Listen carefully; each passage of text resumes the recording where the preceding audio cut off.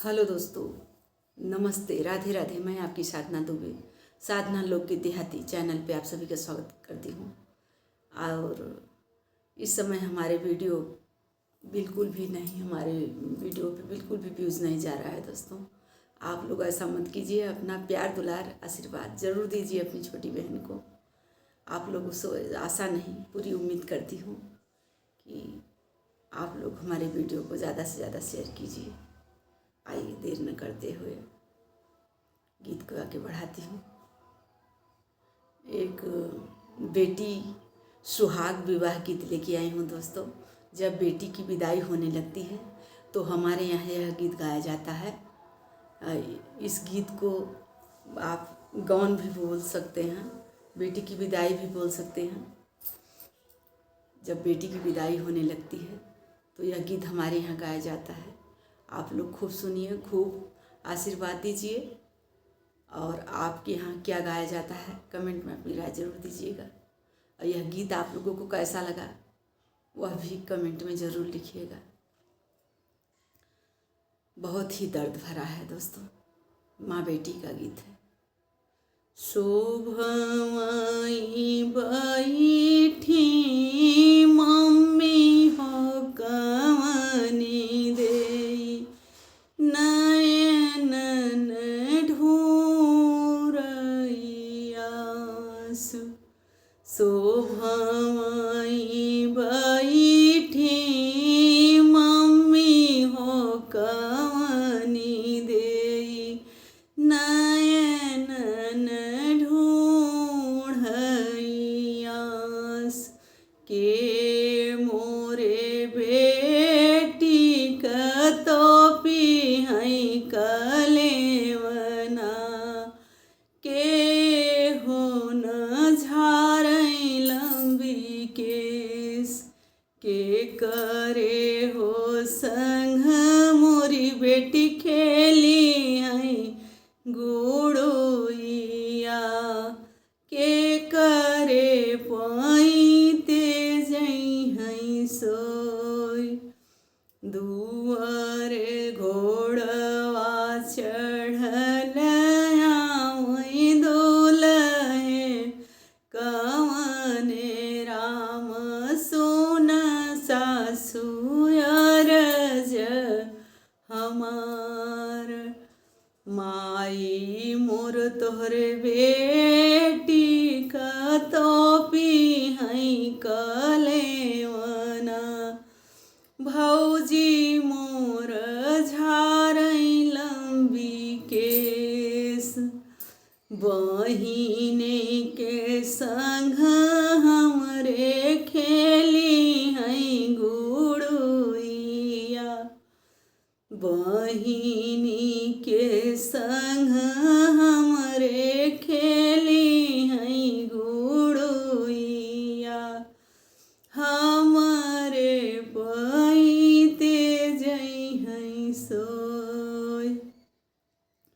शोभमयी बैठी चाची हो कवनी देई, नयन ढूढ़ैयासु। रे बेटी के हो मोरे बेटी कतो पिहै कलेउआ, के न मोर झारै लंबी केस, के करे हो संग मोरी बेटी खेली है गुड़ोइया, के करे पैते जई है सोई। घोड़वा चढ़ल आवै दुलहे, कवन राम सुन चाची अरज हमार। माई मोर तोहरे बेटी कतो पिहै कलेवना, भौजी मोर झारै लंबी केस, बहिनी के संग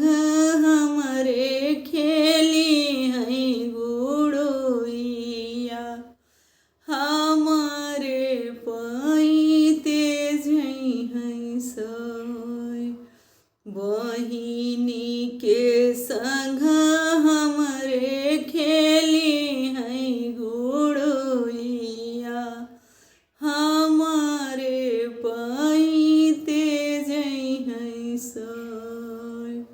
शोभई बैठी भाभी हो कवनी देई, नयन ढूरैयास।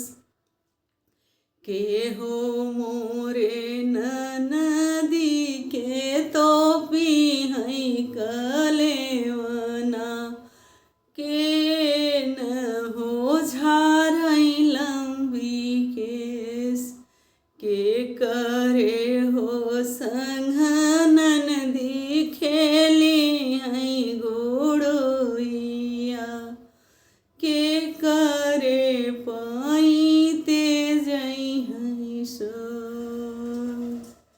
शोभई बैठी मम्मी हो कवनी देई, नयन ढूढ़ैया सुरे बेटी, नयन ढूढ़ैया सुरे बेटी। धन्यवाद दोस्तों। यह दर्द भरा बेटी सुहाग गीत आप लोगों को जैसा लगे, विदाई गीत का जैसा लगे, कमेंट में ज़रूर बताइएगा।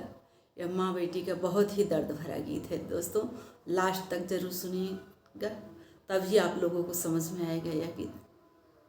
और धन्यवाद।